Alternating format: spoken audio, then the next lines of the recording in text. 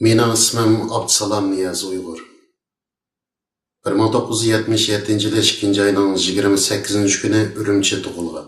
2008 yildan e'tiboran Gollandiyada yashayapman. Abduqahar Niyaz akam 1970 yili 8 ayning 28 kuni Urumchi tug'ilgan. 2013 yili Xitoy istixborotchilariga moslashib bermaganligi sababidan Xitoylar tarafidan zaharlab o'ldirilgan.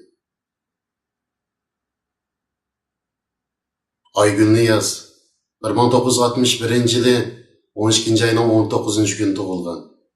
2017 yili 9 ayning 1 kuni kech soat 11 da o'z uyidan majbur tutib ketilgancha hozirgacha izdiraksiz. 2017 yili 1 oydan e'tiboran uyda yolg'iz qolgan 73 yoshlik onam va yetim qolgan akamning qizi bilan butunlay aloqam uzildi. Men buning uchun guvohlik berdim. Va buning uchunla emas, butun Sharq Turkistonda majbur holda Xitoyning jazo lagerlariga solinayotgan 4 million xalqimiz uchun guvohlik berman.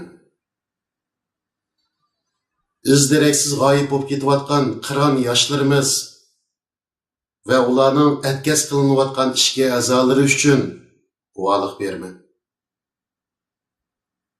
Majbur xitoylashtirilgan ota-onasi jazo lagerlarida tushirayotgan yetim bolalarimiz uchun guvohlik berman. 1950 yildan e'tiboran majbur besilingan vatanim uchun guvohlik berman.